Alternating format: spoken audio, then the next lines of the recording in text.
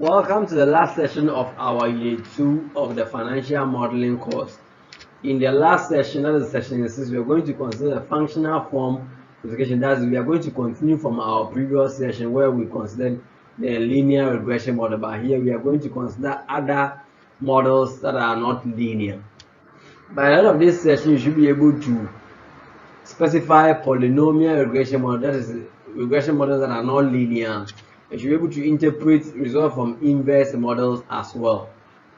The first extension of a regression model with linear regressors is a model with a quadratic regression or a regressor.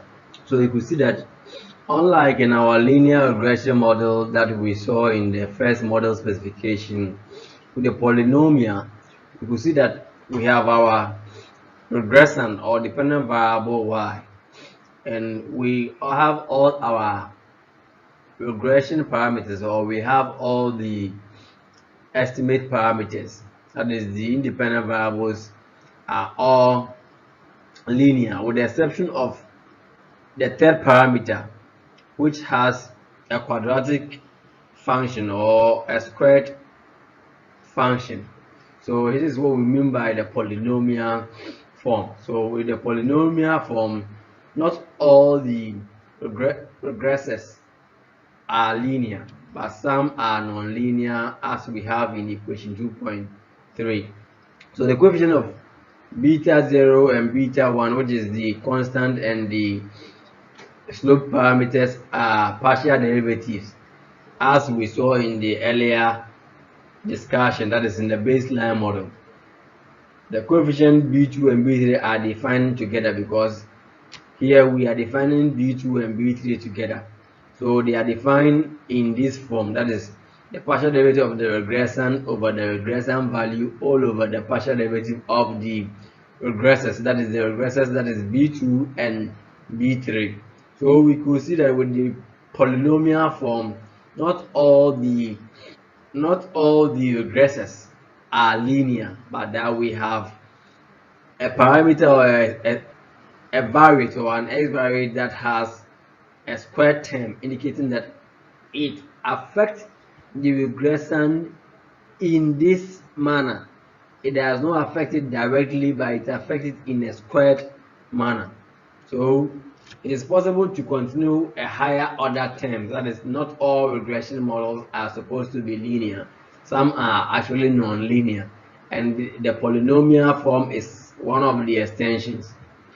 An alternative extension of the baseline model, aside from the polynomial form, is the inverse regressors. So there's a possibility that there is a parameter that affects this regression in an inverse manner. But here we are saying that not all these parameters affect, they all affect the regression directly. As you could see that there is no negative value attached to any of these parameters, that's the b1, b2, and even the b0. But you could see that with the third parameter, which is the b3, there is an inverse. 1 over x simply means minus b3, so means it affects this regression negatively. So even though all these parameters affect the regression positively, but the third parameter, which is the b3, or the third beta coefficient, affect the regression negatively. So here we are saying that we have this an inverse model, or this is an inverse model. So here too, just as in the first example that we started earlier, or the example that we started earlier, all the b0, the beta naught, b1 and b2 are partial derivative, with the exception of the third beta coefficient, which is an inverse relationship. Therefore we have to estimate it differently. So they are given us in equation 2.33, and so with the exception of the third beta coefficient, all the other variable or the x variates affect this regression directly. So here we are saying that the only difference is the negative beta coefficient, which is an inverse relationship between the this regressor and the regressant.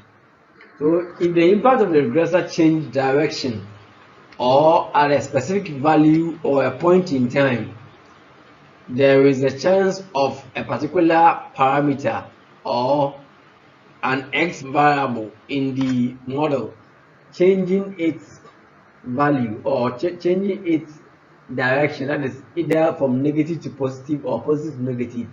We cannot use the linear regression model to estimate such relationship. So there is a need for us to use a spline.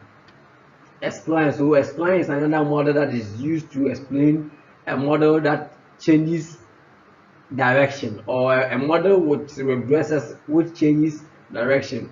So a spline are simply a piecewise linear function that are closely related to polynomial function. They are similar to polynomials, with the difference being that there is a regressor or there is a parameter in the model that could change direction from either negative to positive or positive to negative.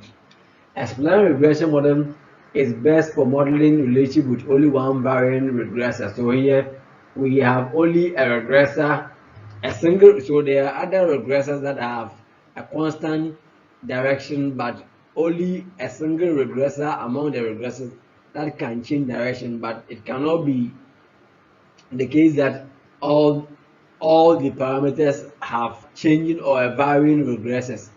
A spline will be in this form as shown in equation 2.34. So the regression is equal to b naught plus beta 1 x1 up to beta 3. So here we have a d, that is the variation which measures the variations in the beta coefficient.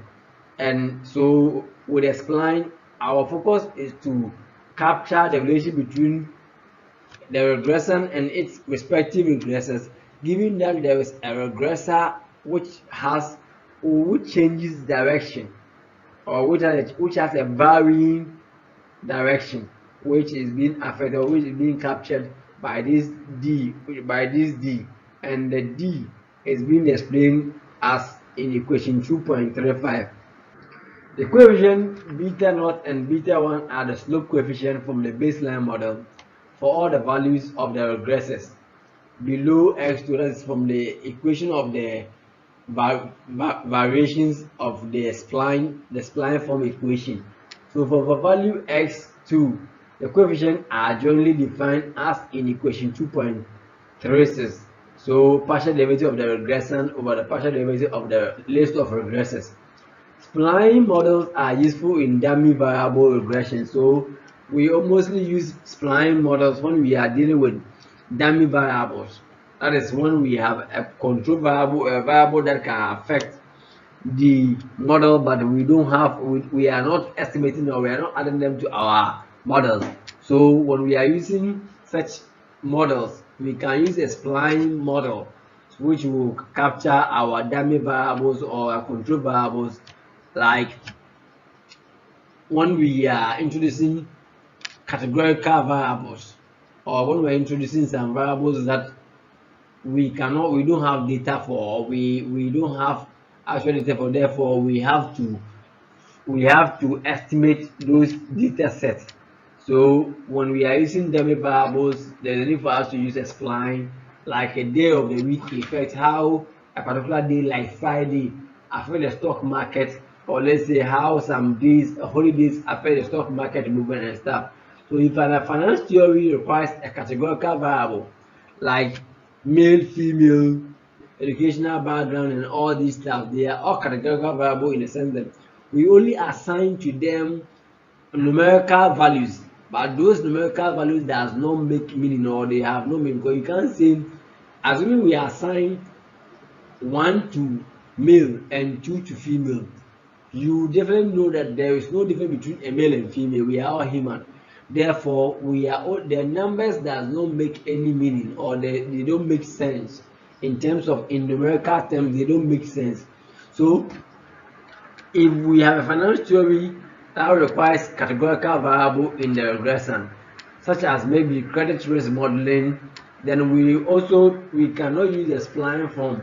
We rather use the logit-probit, which is a regression model that is used to model for categorical variables, that is variables that don't naturally have numerical values, but we have only assigned to them numerical values for just for reasons best known to us, or let's say for us to be able to model them, but just that in the long run not going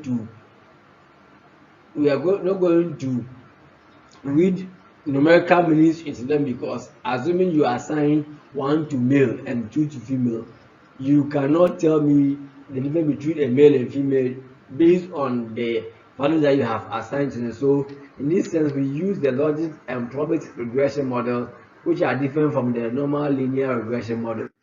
These are the list of specification forms, where we have the functional form, the equation specification, and the application that are used. So this is how you are going to model them using the eViews. So these are the equations that you are going to use in the eViews to model these functional forms or this equation. So we have the linear here, the log, this is the log linear. So the log function are in this form. The log, where we have the dependent variable to be linear and the independent to be log, they are also in this form. And we have the log linear with the len function of the dependent and the normal linear for the regressors. And we have the polynomial, where we have one variable which is not linear, and we have the inverse, and we have the dummy, where we have to use the logit and probit and also the spline form. So these are the list of the model specification for our linear regression models. In this session, we have specified a polynomial regression model, we have discussed the inverse, and also we have interpreted the list of model specification. Thank you.